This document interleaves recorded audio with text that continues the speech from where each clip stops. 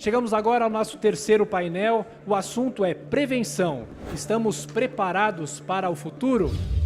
Para mediar esse debate, eu convido o jornalista Felipe Moura Brasil, que todos os dias na Jovem Pan está no ar com o programa Os Pingos dos Is. Felipe.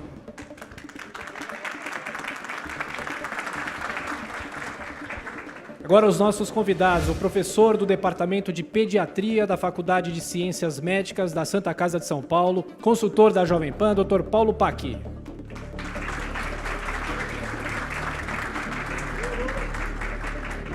De novo aqui com a gente, o oncologista, fundador do Instituto Vencer o Câncer, Fernando Maluf. Doutor.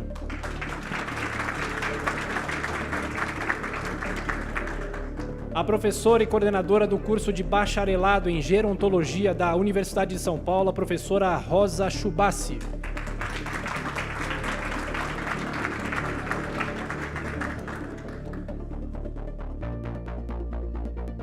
E para fechar, Dr. Davi Everson Wipp, secretário estadual da Saúde de São Paulo.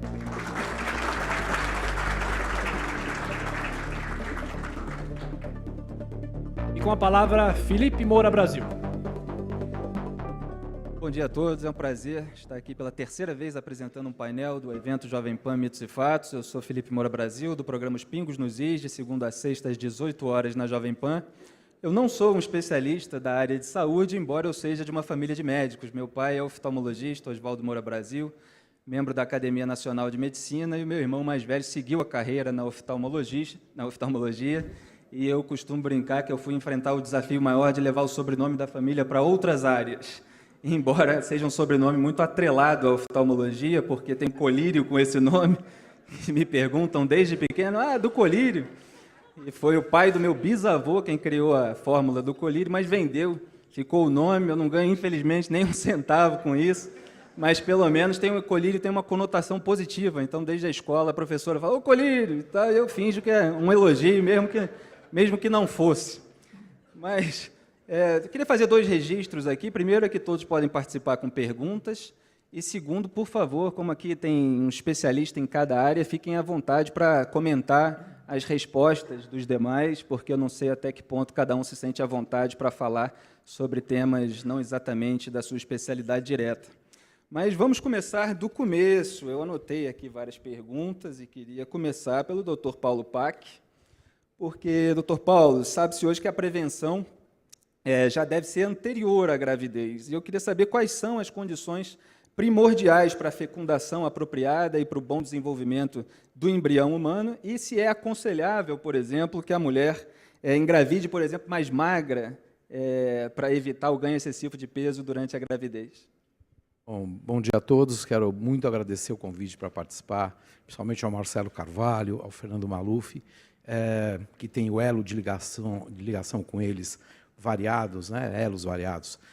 E eu acho super oportuno que a gente fale de prevenção num fórum desse aqui, num painel desses, e realmente, antes da gestação, já é muito importante que haja um estado nutricional adequado da mãe. A gente sabe que deficiência de certos elementos, por exemplo, uma parte da vitamina B, o ácido fólico, ele tem que estar presente realmente em níveis adequados na mãe antes dela engravidar e já um tempo antes, para evitar defeitos no sistema nervoso central e periférico do embrião, depois que vai vir a ser um feto, né? A gente sabe que o estado nutricional da mãe é importante, ela não deve estar nem gorda, nem pode estar magra, tem que estar no peso normal dela. Os estudos de acompanhamento de longo prazo até a idade adulta mostram que mulheres que engravidam muito magras têm uma prole com problemas cardiovasculares na idade adulta, com problemas psiquiátricos. Quando houve o cerco de Amsterdã na Segunda Guerra Mundial, em que houve uma privação aguda de nutriente para as mães e para quem ainda não era mãe, houve uma diminuição, obviamente, da natalidade, da taxa de fecundidade. Mas os que foram gerados durante essa fome, chamada fome holandesa, foram indivíduos depois que, na idade adulta, desenvolveram sérios problemas cardiovasculares, por conta de desnutrições agudas. E aquelas mães que engravidaram logo depois do período de fome, continuaram tendo adultos, né, na idade adulta, filhos que na idade adulta apresentavam problemas cardiovasculares. Então, essa questão da nutrição é super importante. E a nutrição paterna é importante também. Só para ter uma ideia, falar rapidamente, eu não quero monopolizar a conversa aqui, mas o cordão umbilical que nutre o feto, ele se forma depois de 8, 9 semanas de gestação. Então, pera um pouquinho, aquele ovo resultante da fecundação, da fusão do óvulo com o espermatozoide, ele vive do quê, então, se não tem cordão umbilical? Vive do líquido espermático. Então, o líquido espermático, que é proporcionado pelo esperma do homem, é que mantém o ovo vivo até a formação do cordão umbilical. Então, se o estado de nutrição do pai também não for adequado, a gente sabe que vai ter uma marca, um imprint negativo, e isso pode ter uma repercussão para sempre. Então, a gente sabe até que pais de mais idade, aqueles que se tornam pais com mais idade, têm crianças com alguns problemas, como asma, por exemplo, alguns estudos psiquiátricos, por conta do menor volume espermático, supõe-se que possa dar esse tipo de imprint negativo. Rosa, a senhora prega muito uma velhice planejada. Queria que a senhora explicasse melhor esse conceito e quando que começa, né? À luz aqui do que o Dr. Paulo estava dizendo, pode-se dizer que começa pelos pais mesmo, já planejando a velhice dos filhos? Sim, bom dia a todos. Primeiramente, gostaria de agradecer o convite para um evento com uma discussão tão presente hoje, nos dias de hoje. Eu sou coordenadora de um curso de bacharelado em gerontologia da USP, é o primeiro do Brasil. Nós formamos gestores do envelhecimento. Então, a nossa preocupação é realmente que haja um cuidado desde o nascimento do bebê. Nós envelhecemos a partir do momento que nascemos. E, infelizmente, as pessoas, sempre quem é o velho, o idoso, é o outro, e não você. E também percebemos o quanto que a velhice pode ser uma velhice com sucesso ou uma velhice com problemas. Mas é praticamente assim, impossível a gente dizer que, no final, enquanto você envelhece, está naquela fase da velhice, com 80, 90 anos, você vai realmente ter um problema de saúde. Isso é natural, da própria fase da velhice. E sabemos o quanto isso pode se tornar um problema. Vocês devem ter parentes que são idosos, Até o idoso ter essa autonomia, ser ativo, ele vive com qualidade, mas a partir do momento que ele tem alguma dependência, tanto o idoso como a sua família começam a enfrentar os problemas de uma assistência adequada. Eu digo isso porque eu estou com os meus pais idosos, quer dizer, meu pai faleceu há 2 anos, mas minha mãe também está idosa, e é difícil a gente lidar com essa presença do idoso e oferecer uma qualidade melhor para essa pessoa. E, realmente, a gente precisa planejar a velhice, planejar o envelhecimento de forma que haja um cuidado na sua rotina, cuidado com a sua saúde, questões psicológicas, questões sociais, para que possa, no futuro, enfrentar a sua velhice de forma mais adequada. Quer dizer, nós precisamos planejar, sim, a nossa velhice. O que eu vou fazer quando ficar idosa? O que você vai fazer quando você ficar idoso? E nós falamos também sobre a finitude. Vocês já planejaram o que vocês vão... De que forma vai ser o velório de vocês? Não. Mas pessoal, a única certeza que nós temos na vida. É a única certeza. Mas as pessoas deveriam planejar, sim. Porque faz parte da nossa vida também. Faz parte. Tá certo?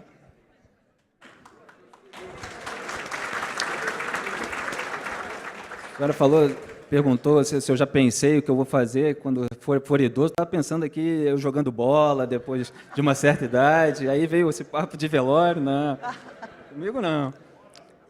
Doutor Fernando, eu separei duas frases aqui do senhor que eu gosto muito, que são as seguintes: a maioria dos tumores diagnosticados precocemente são curáveis, e quem procura acha, aliás, quem procura acha é uma frase bíblica até, se eu não me engano, está até no meu Facebook, e quem acha cura, quer dizer, quem procura acha e quem acha cura. Então, no caso dos tumores, o que é preciso fazer para que as pessoas procurem mais e possam ser salvas a tempo? Eu vou, primeiro falar que para mim é uma alegria estar com a Rosa, com o professor Davi, que é um mentor para mim desde a minha volta dos Estados Unidos, e o professor Paulo Pac, que foi uma das pessoas que mais inspiraram durante a faculdade. O professor Paulo Pac foi meu mestre na faculdade, aliás, um fator de inspiração para tantos alunos, e eu estava nesse grupo grande de alunos, de estar com esse time todo aqui para discutir. Eu vou dar um passo para trás. Eu acho que, como oncologista, nós fazemos um trabalho que é um trabalho incompleto, que é de tratar pacientes com câncer. E a gente tem que dar um passo para trás. Porque se a gente for pontuar alguns números, nós sabemos que 90% dos tumores têm um componente ambiental.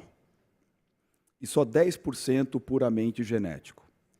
Não significa que os outros 90% não tenham talvez uma predisposição genética, mas que alguma coisa no ambiente influenciou aquela pessoa a ter um câncer. Eu falo que alguma coisa porque tem gente que fuma a vida inteira e não tem nada. Tem gente que fuma e vai ter um enfisema. Tem gente que fuma e vai ter um câncer, o outro vai ter um infarto, o outro vai ter um AVC. Então, existe uma predisposição natural. Segundo, que o câncer ele vem se consagrando, infelizmente, como a maior causa de morte no mundo. Ele está passando doença cardíaca. Então, eu acho que a pergunta que eu me faço é como que nós podemos atuar para evitar casos de câncer, né? Não só por uma questão de fazer mais barato e gastar menos para um sistema que tem um componente limitado, mas para evitar milhares e milhares de casos de câncer no mundo inteiro. Então, por exemplo, de cada 10 casos de câncer, por volta de 30 a 40, tabaco. No Brasil, o tabaco caiu no homem de 29% para 12%, nas mulheres de 19% para 8%. Então, claramente, sem a gente perceber, nós estamos salvando vidas, né? O segundo fator mais importante é a dieta. 30% dos tumores são relacionados à obesidade. E aí vai uma crítica que eu tenho, que é se a gente coloca no maço do tabaco que aquilo mata, causa câncer, infarto, aquelas fotos horríveis, por que não começar a colocar nos alimentos artificiais que aquilo mata, causa câncer, causa infarto e AVC? Por que não tributar mais esses alimentos e tributar menos os alimentos saudáveis? Quer dizer, desonerando a população para poder ter mais acesso ao que é orgânico. O terceiro fator importante é a infecção, que o professor Davi é a maior autoridade do país. 16% dos cânceres são diagnosticados e causados por uma infecção. A maioria delas preveníveis. HPV é um exemplo. Hepatite B é um exemplo. Só que no Brasil, menos de 50% das crianças são vacinadas na segunda dose de HPV. Então, eu acho que aqui é uma conjunção de fatores que envolvem educação, e aí entra um conceito que não é o Ministério da Saúde, é o Ministério da Educação, trabalhando com o Ministério da Saúde, permeando as escolas, permeando os adolescentes, em conjunto com ações do governo, seja de tributação, seja de mais recurso. Isso porque a grande maioria desses fatores de risco começam antes dos 19 anos de idade. Então, de cada 10 tabagistas, 9 começaram antes dos 19, de cada 10 obesos, 8 já eram na fase da infância e da adolescência, etilistas idem e falta de vacinação idem. Então, acho que o trabalho mais concentrado agora deve ser para a prevenção, particularmente numa fase que é plástica da vida humana, que é a infância e a adolescência. Porque depois que os hábitos se cristalizam, é muito difícil a gente mudar a rotina de uma pessoa. Davi, pegando esse gancho do que a Rosa e o Fernando falaram, queria saber se o aumento da longevidade vem realmente trazendo um aumento significativo de doenças, e muitas sem tratamento ou com tratamento muito dispendioso, e como enfrentar esse problema, inclusive em termos de previdência. Primeiro, muito bom dia, muito obrigado. Eu quero dizer para vocês que essa mesa é muito complicada para mim. Própria do Zé Carlos Pereira. Primeiro, o Paulo, que é pediatra dos meus netos, me faz lembrar a minha idade. O Fernando Maluf, que eu considero meu irmão mais novo. e a Rosa veio me falar para eu planejar meu velório. Fica complicado. Ainda bem que tem o Felipe aqui, jovem. Vou até propor a segunda parte do teu programa. Você tem pingo nos is, gota nos olhos. Então, É uma boa, um bom quadro. mas, olha, a pergunta é muito oportuna. Eu vou ter a oportunidade de mostrar na sequência, mas boas notícias. Nós temos um aumento da sobrevida. Hoje as pessoas, na sua média, vivem mais de 75 anos, e se o jovem passar aquela fase da morte violenta que os 30 anos, ele vive mais e melhor. Boa notícia. Caiu também a mortalidade infantil. No estado de São Paulo, nós estamos com uma média de 11%, mas a grande maioria dos municípios abaixo, já com um dígito só. Isto, boas notícias. Em contrapartida, você tem que melhorar os teus recursos na área de prevenção, diagnóstico e tratamento. Isso envolve tecnologia, envolve custo. O que nós estamos vivendo, e cada vez mais? Vai ser um mundo de trocas. Troca a articulação, troca o coração, troca o pulmão, e assim vai. Eu posso, Felipe, contar um minuto, até porque eu estou muito chocado com a fala da Rosa. Claro. Que eu, há um ano e meio atrás, eu me vi deparado fazendo algo preventivo. Eu fui aconselhado pela minha filha do meio advogada fazer um seguro de mal cessante. Médico é um ser complicado. Enquanto você trabalha, você é provedor. Quando você para de trabalhar, você é beneficiário, não é? Você passa a ser custo. Então eu fui fazer. E quando eu fiz, aconteceu uma coisa absolutamente enlouquecida. O laboratório que fez os meus exames de sangue encaminhou para a seguradora os do meu pai, que era da VIUIP. A seguradora viu e pediu mais 2 exames. Um teste de esforço que eu havia feito há 6 meses, normal. Quando eu fiz, o Pilico, o pastor, parou e falou, olha, tem alguma coisa errada. Bom, essa brincadeira, às 8 eu estava fazendo o teste de esforço, a 1h eu estava fazendo uma angiotomo, às 3 um cateterismo, 3 estentes. 2 coronárias 95% obstruídas. E essa experiência é sensacional em cima do que a Rosa falou. O intervalo do diagnóstico e o procedimento, as pessoas falaram, você ficou com medo? Imagina, eu morri de medo.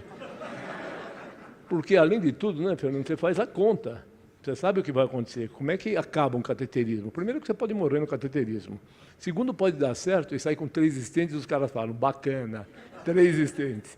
E a outra que pode virar uma cirurgia cardíaca. Então, falando nisto e na tua pergunta, tudo são procedimentos altamente resolutivos, avançados, mas um cateterismo custa $5.000.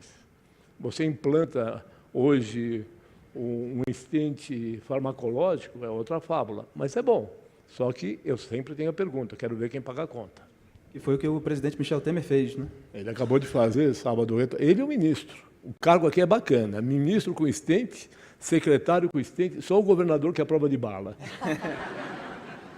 Eu vou voltar aqui para o pediatra Paulo Pac, para saber se dá para recuperar os déficits ocorridos nos primeiros anos de vida. E nessa pergunta até queria citar uma frase sua, que num vídeo que eu assisti, o senhor fala, leite de fórmula consegue suprir a parte nutricional, mas nem chega perto da parte viva, biológica, do leite humano, que vai prevenir infecções e melhorar o desempenho intelectual, por exemplo. E eu fiquei fascinado com esse negócio do leite materno, melhorar o desempenho intelectual, até pensei em provocar os amigos que falarem alguma besteira, faltou leite materno, né?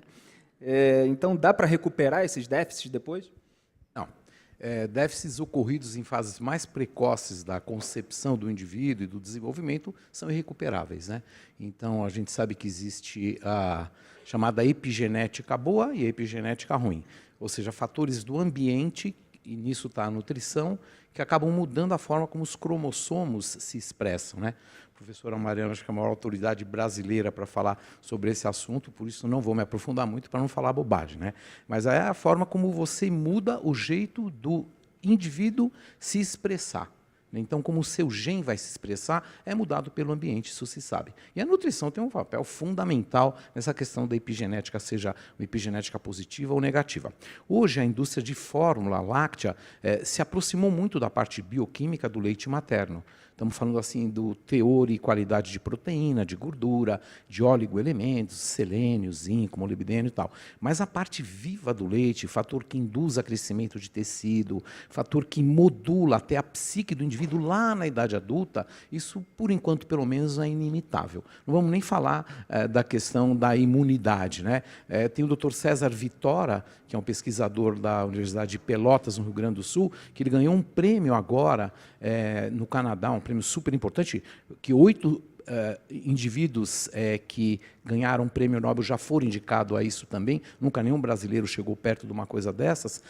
Ele tem um trabalho de 1987, ele foi laureado agora por causa disso, ele tem 30 anos, em que ele provou, foi o primeiro indivíduo a provar no mundo, que a mortalidade por doenças infecciosas tipo diarreicas, doenças pulmonares, diminuiu demais na população lá na cidade de Pelotas, nos anos final de 1980, em relação aos que não haviam recebido leite materno. Então, não é só essa questão da sobrevivência, e existem N estudos sistemáticos, chamadas meta-análises, que mostram que indivíduos que receberam leite materno costumam ter desempenho intelectual maior do que os seus pares. Inclusive, estudos de ressonância magnética funcional mostram que o volume da substância cinzenta de quem recebeu leite materno é maior de quem não recebeu. Então, você tem todo o imprint. E a gente sabe que doenças cardiovasculares da idade adulta, câncer, diabetes, essas doenças degenerativas não contagiosas, elas são muito menos prevalentes, muito menos frequentes nos indivíduos que receberam leite materno que foram amamentados.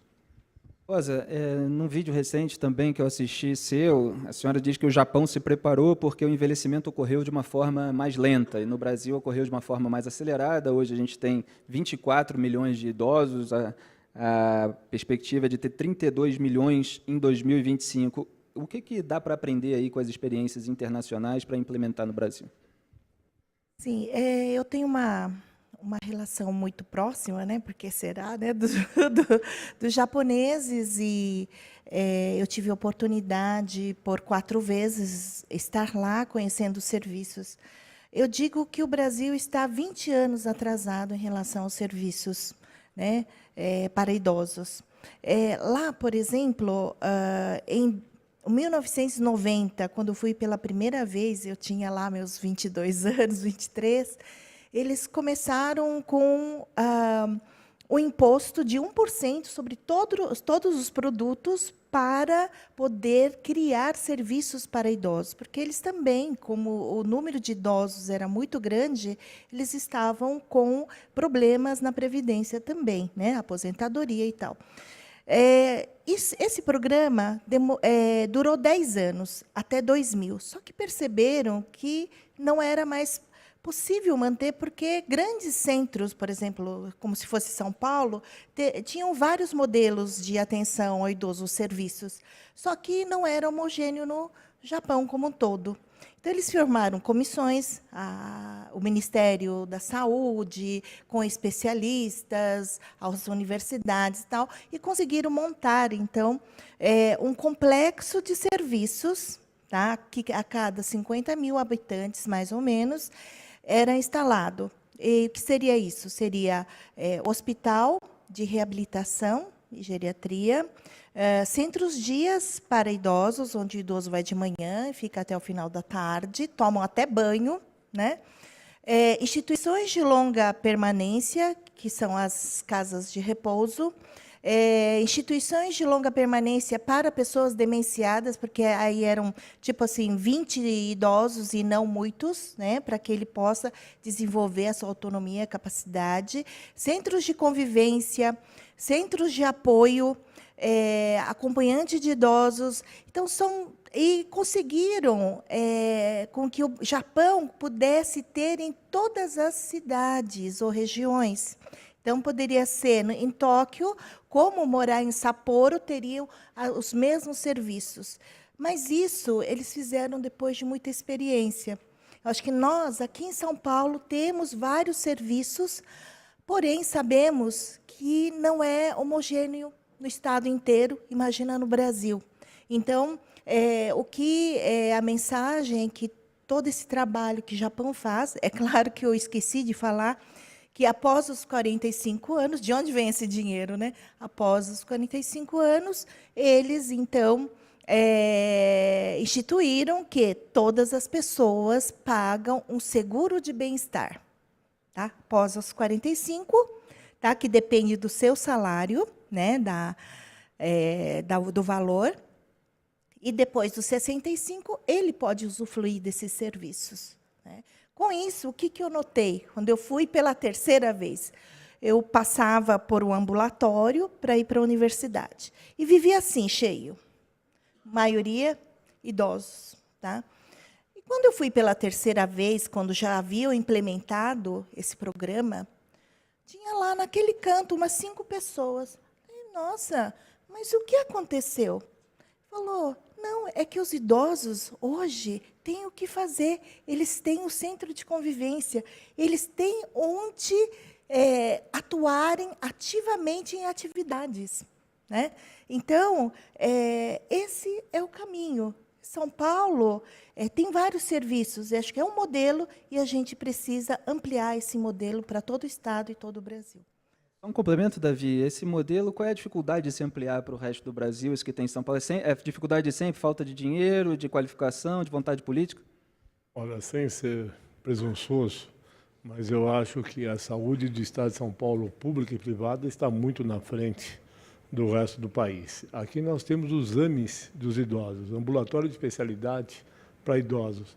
Esses ambulatórios vão desde a recepção do idoso, o acolhimento do idoso, até atividades lúdicas. Ele é cuidado, tratado, diagnosticado e ele tem atividade. Então, os nossos AMIs funcionam muito bem. Agora, o desafio é repercutir. Você ter AMIs de acesso em todo o Estado, em todo o Brasil. Mas eu tenho a absoluta convicção que você precisa de modalidades desse tipo para enfrentamento do que virá, do que está acontecendo. O Brasil, ele está envelhecendo muito rapidamente. De um país jovem, já é um país maduro envelhecendo. Então, você tem que criar alternativas para o idoso. E o idoso, ele, obviamente, ele vai ficando cada vez mais com mais doenças e com doenças mais complexas. Então, se você puder trabalhá-lo de uma forma mais preventiva, mais adequada, e fundamentalmente dando ocupação. É muito triste você ver uma pessoa totalmente capacitada e, por conta da idade, não ter o que fazer. Doutor Fernando, tem um assunto muito controverso, que é a pílula do câncer, tem sido muito falado aí, e o senhor disse outro dia na Jovem Pan a seguinte frase, não é que a pílula do câncer não funciona com certeza, ela pode funcionar. Qual é a chance disso acontecer e como é que o senhor vê todo esse debate, inclusive judicial, sobre o tema? Não, o que eu mencionei, a pílula do câncer ela foi desenvolvida por um jeito absolutamente não ortodoxo. Ela foi dada para pacientes de um jeito não seguro e não ortodoxo. E medicina, é importante a gente entender, tem sempre aquela discussão do lucro das indústrias, não das indústrias, mas é importante saber que cada 10 remédios que nós tomamos, usamos pelo câncer, pela insuficiência cardíaca, pelo diabetes, pelo menos 8 ou 9 de 10 remédios foram desenvolvidos pela indústria farmacêutica. Então, se a indústria for uma parceira do governo e dos médicos e trabalhar como vem se trabalhando dentro dos compliance e ética, ela é um fator propulsor extremamente positivo que faz a medicina avançar. Então, eu não vejo a indústria como algo negativo. Tá? Até porque só 10% das drogas que nós usamos foram desenvolvidas nas instituições pelo qual nós pertencemos. Essa pílula foi feita, então, de um jeito absolutamente fora das regras. E as regras existem para garantir um conteúdo de segurança, de eficácia e de que aquele remédio é melhor do que o que já existe. Porque se o remédio for usado e ele não for melhor do que existe, não existe um bom motivo para que você coloque esse remédio como remédio de eleição. E essa pílula do câncer é a primeira história na medicina que eu conheço que foi via política, não via científica, tentada ser colocada goela abaixo. E eu brinco que os políticos fazem mal o que fazem fazendo política. Imagina a medicina. Então, nesse sentido, o ICESP, através do professor Davi Wippe, do Dr. Paulo Hoff, conduziram um estudo de braço único, várias doenças, onde a pílula foi ineficaz para quase todos os pacientes, exceto talvez um paciente com melanoma que teve algum controle de doença.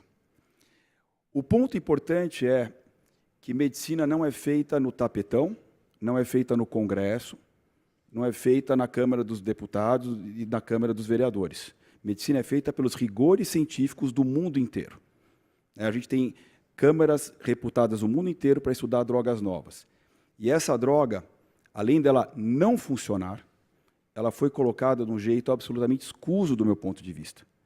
Só que eu falo isso para meus pacientes, que enganar paciente com câncer é mais fácil que enganar uma criança de 5 anos de idade. Porque uma boa parte dos pacientes com câncer está com a corda no pescoço. A água está subindo aqui no queixo. E as pessoas, por mais intelectualizadas que sejam, elas vão se apegar naquela linha fina de esperança. Seja a pílula do câncer, seja a babosa, seja cartilagem de tubarão, seja o que for. Então, essa pílula, infelizmente, não é a solução, não vai ser a solução. Por outro lado, a gente tem um horizonte de drogas incríveis sendo estudadas, de um modo sério, ético, científico, para que a gente propulsione a medicina para frente. Então, hoje eu curo pacientes que até 10 anos eu não curava, mas com drogas que seguiram o rigor ético e científico, coisa que, infelizmente, exceto por esse estudo do ICESP, que foi negativo, tá? A gente fica triste, a gente gostaria que fosse positivo, mas foi negativo, essa droga, ou essa pílula, infelizmente, eu acho que não tem nenhuma função, exceto criar uma falsa esperança para pacientes aflitos em busca de uma solução. Davi, quer complementar? Quero complementar porque a coisa foi muito séria e muito, muito grave, a ponto que, pela primeira vez e de uma forma inusitada, o governo do Estado financiou um trabalho científico. Não é dever do Estado isso. Isso é dever das universidades, das faculdades, é outro nível de interesse. Mas o glamour popular foi tão grande, incontrolável. Eu fiquei sob ameaça de morte meses, mas a ameaça é real. Você é contra, você não tem sensibilidade, você está diante da cura do câncer. Quisera eu estar diante eu, secretário de Estado, ganhava o prêmio Nobel. Eu, Paulo, todo mundo. Imagina. Bom, pior que isso, Fernando, talvez vocês não saibam, o resultado do trabalho é aquilo que o Fernando Maluf falou. Só que agora nós estamos respondendo uma CPI. A Assembleia abriu uma CPI para avaliar os resultados do ICESP.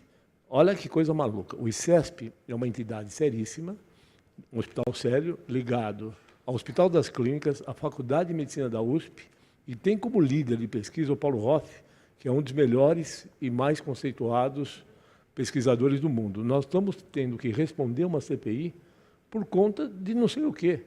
O trabalho foi muito bem conduzido, é um trabalho sério, não terminou, e nós estamos respondendo uma CPI. Então, é muito complicado. A droga está sendo autorizada para ser vendida como suplemento, eu acho, nos Estados Unidos. Que história é essa? Então, não dá para misturar ciência com outros interesses.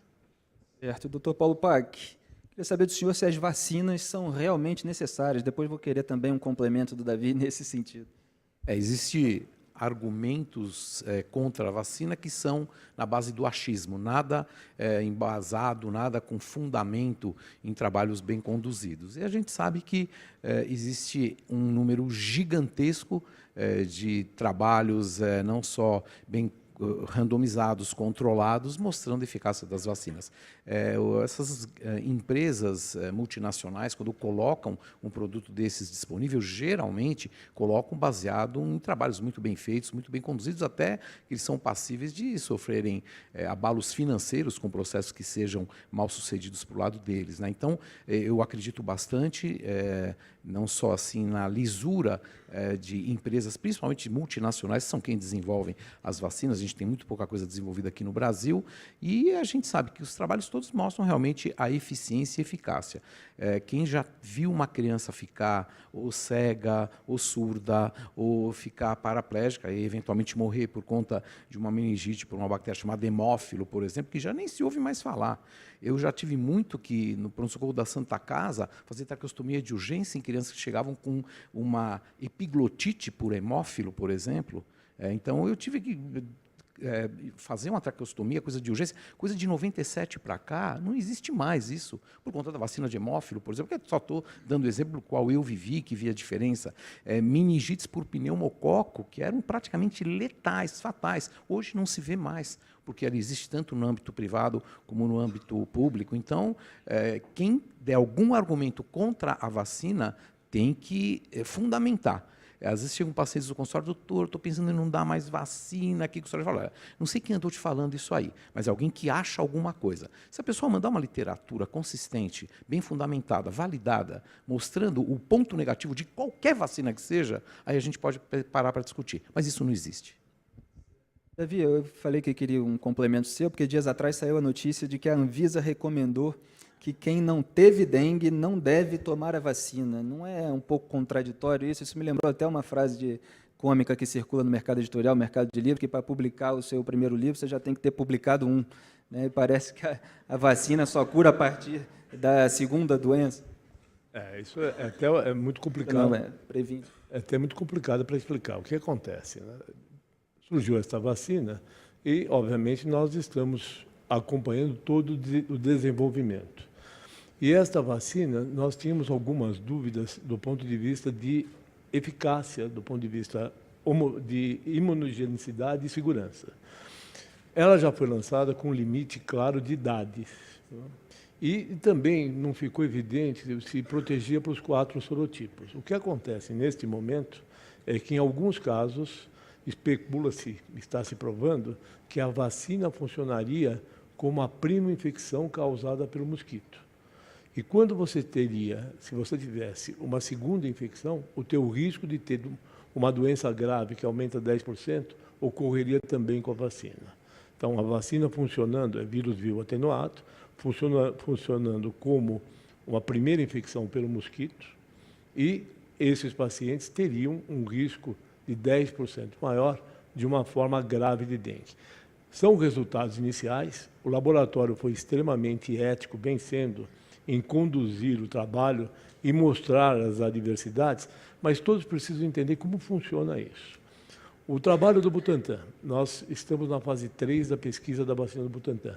17 mil voluntários, temos 12 mil incluídos. E tem um comitê internacional independente que vai avaliando. Então, o que ocorre? Você tem os resultados imediatos da pesquisa, mediatos e tardios. Eventualmente, você se surpreende com resultados mais a longo prazo, que é mais ou menos o que está acontecendo. Faltam ainda dados para que isso seja conclusivo, ainda não é. Mas, de qualquer forma, a Anvisa tomou uma posição de alertar. Agora, olha o desafio, alertar sem criar pânico nas pessoas que tomaram a vacina. É difícil. E alertar dizendo, você tem uma vacina que não pode tomar, então você vai ter dengue. Então, comunicação, isso é com vocês, isso é um desafio. Mas eu quero só salientar o que o Paulo falou. Essa história de propaganda contra a vacina deveria ser criminalizada. Quem fala contra a vacina é criminoso, porque não tem o menor sentido. Nós tivemos um problema no Estado com a vacina do HPV. Algumas meninas apresentaram efeitos adversos. O impacto negativo que isso trouxe para o programa é aquilo que o Fernando falou, 50% não tomaram a segunda dose. E quando nós fomos para saber o detalhamento dos efeitos adversos, foi uma síndrome que ocorreu em meninas do mesmo grupo. Então, não aconteceu coisa nenhuma. Então, muito cuidado com essa história de vacina, que, na minha leitura, é a única forma de prevenção eficaz e definitiva. Davi, só fazer um complemento. Quer dizer, os lugares que estão vacinando agora, praticamente 100% das crianças para HPV, meninos e meninas, né, geralmente dos 11 aos 14 anos, eles estão prevendo que nos próximos 15 a 20 anos, a Austrália é um desses países, que câncer de colo de útero vai ser erradicado. Câncer de pênis, em grande parte, erradicado. Câncer de canal anal, em grande parte, erradicado. Cabeça, pescoço. Câncer de orofaringe, relacionado ao HPV, erradicado. Então, o que eu quero dizer, câncer de colo de útero no país hoje é o que mais mata as mulheres no Norte e no Nordeste. Tá? Isso vale para hepatite B, isso vale para tratamentos de bactérias, como, por exemplo, o Helicobacter pylori.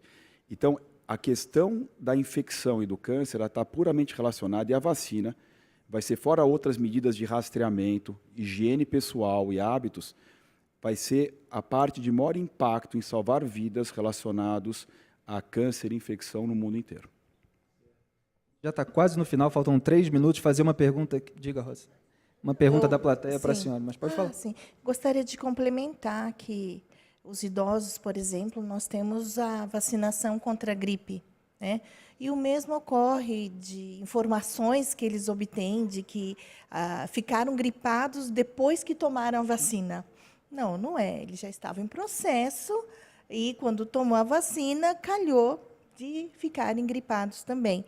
E eu fiz uma pesquisa no IPGG, que é o Instituto Paulista de Geriatria e Gerontologia, onde foi constatado realmente que as pessoas que tomaram realmente acreditam, mas muitos que estavam lá não estavam tomando porque ouviram falar que poderiam ficar doentes também com a vacina.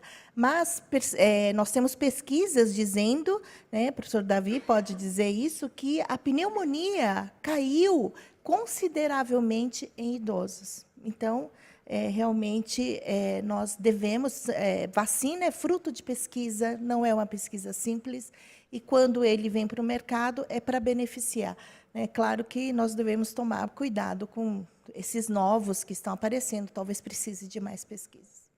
Rosa, a Elizabeth, não sei se eu vou dizer o sobrenome certo, Sordêntico, eu acho, diz que o Brasil e os países latino-americanos, em geral, não estão preparados para lidar com a finitude, nem os profissionais de saúde, nem os familiares dos pacientes em condição terminal. Passei 2 vezes por esse problema, e ela pergunta por que no Brasil se fala tão pouco em terapia paliativa. Com o aumento da população idosa, não está na hora de falar mais sobre isso? Sim, nós temos, por exemplo, os nossos estudantes de gerontologia têm uma disciplina de 4 horas, é pouco, mas é o que cabe na grade, sobre finitude e morte.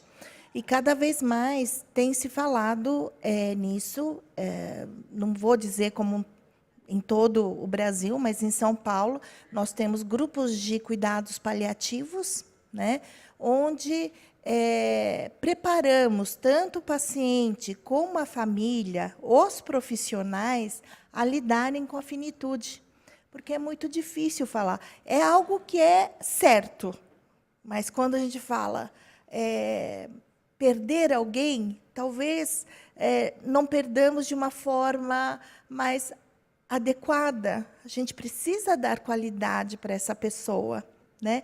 E essa questão de internalizar de que o processo de morrer, a morte, é natural, é difícil, mas cada vez mais a gente precisa pensar nisso.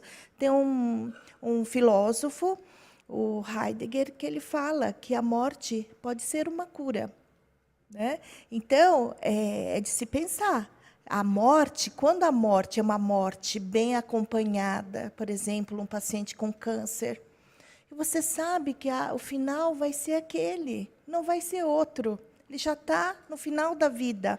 Tá? Acolher essa família, acolher esse paciente com muito cuidado humanizado, né, é necessário. Mas, para isso, a gente precisa preparar as pessoas, os profissionais. E, cada vez mais, hospitais têm trabalhado com cuidados paliativos.